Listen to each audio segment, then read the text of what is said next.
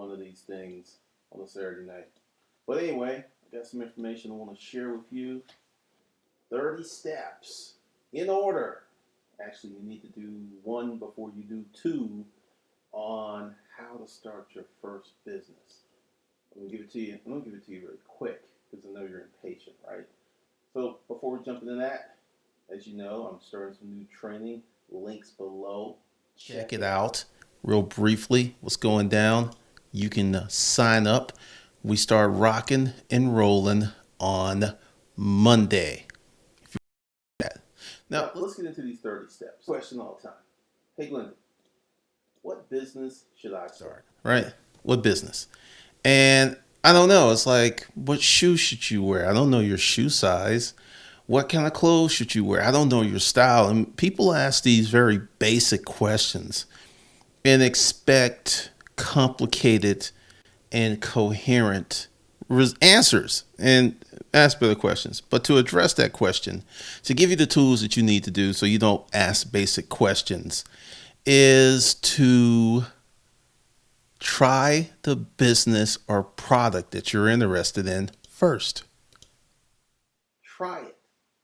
Go out, buy whatever you want to do, buy it, right? Then you try it out and you see how it feels to you. That's one of the best ways to find out what's business or whether it's good for you. Because many people are looking for a template, they're looking for, and I have a system, I have a process and a structure, but that's the first step you should do when you're contemplating starting a business. It's not the same as research because I, just me, I have this thing where I'm not going to sell something that I wouldn't use. That's just me. And it makes it easier if you believe In the product or service or whatever, right? Okay, so number two, reduce your monthly expenses. This is a very important step for you for your business to be successful. This is what happens. And one of the reasons I put this together, 30 steps to starting your very first business, is because of the questions I get from many of you. Some are great questions, some questions that are written in the ink of fantasy. Typically, when someone comes to the channel, they are in dire straits. This is not a proactive move. This is a reactionary move. I need some more damn money. Glendon's got this channel, Hustle's Kung Fu. Let me go hustle up 1,000, 2,000, 3,000, 4,000 real quick and not really expend too much effort, right?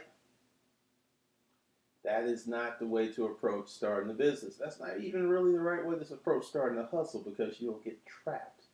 So, step number two, after you find something that you want to get into, reduce your monthly burn rate. It is very hard to to build build a a business. business while you're struggling to pay the bills. That's just fact. I'm just giving it to you. I'm not going to sugarcoat anything. I'm not going to give you any magic jelly beans. So reduce your monthly burn rate. That's your monthly expenses. If your monthly expenses are $3,000, after you pay all your bills, you have $200. You have a problem. You don't have a lot of capital to do anything with. And trying to bootstrap a business from nothing when you have limited capital because you have a job, you have limited time, it makes it so much longer and so hard to do. So reduce your monthly burn rate, get your $3,000 a month expenses down to $1,500. And that may require some radical things for you to do. But hey, are we trying to start a business or are we trying to maintain the status quo? All right, the third step, research the business and work in the business. Because there are some people who want to sell a certain product. And physical products is a different business model. There's a service model. So if there's a business, like say you want to get into the car wash business, go work at a car wash for a month. See if you like it. You'll be doing in that job the things you would be doing with your business. Except for your business, you'll be doing more, but it will give you some keen insights before you invest a lot of money, before you invest a lot of time, before you are just totally spending so much of your precious resources on this stuff. And it gives you a leg up, right? It gives you a serious leg up on how you can identify if that business is for you by working in it, learning. And just look at it like this. Even if it's minimum wage, you're getting paid to learn. How cool is that, right? All right. So the fourth step, start working out. Now, you don't hear this anywhere else, right? Okay. Starting a business takes so much energy. It takes a lot of energy. So if you're already low on energy, if you're already kind of like tapped out on your energy level, and then you're going to start a business which is going to require huge demand and drain on your already meager resources, so you need to start working out. Probably cardio work, maybe walk 30 minutes to an hour, 30 minutes in the morning, 30 minutes in the evening. You got to do some stuff to get your energy level up because you're going to burn a lot of energy running that business. So the more energy you have, the more efficient you'll be. And then it will be really, it's going to help you out quite a bit when you are setting up your business. And I won't leave this one up. So that's one of the things that you should really invest in when you are setting up your business. Invest in you, invest in your time, invest in things that you need to do to help you be more. All right, I'm going to check. I'm going to do some real quick. Make sure that this is working because this is live right now. It's live. It won't be live later on, but it is live. Okay, everything should be. Hold on. Come on, do what you need to do. All right, we should be good. So that's something else that you got to do. You got to start working out, taking care of yourself, eat a better diet to give yourself more energy so you can go out there and win. Now, this is a very critical step. After, not before. And once again, these steps are in order. Not, I'm going to do this one, then do, no.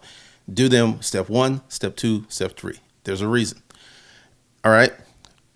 After you've worked in the business for a month or tried it, researched it for 1 month, you have notes, you've got notes and paper, and you got some stuff to work with.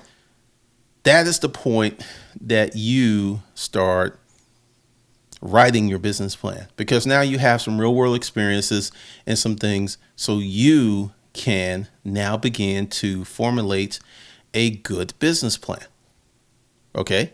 So that's one of the things that you have to do. It's so important that you do that. Now, this is another thing that you don't really hear, folks. Pick business model. Now, what is a scalable business model? I'm going to give you an example. All right. Now, let's take Hustlers Kung Fu. I'll walk you through the whole thing. I got started 2009. It was a lifestyle business. I didn't see all this coming, so I didn't build it for scalability, right?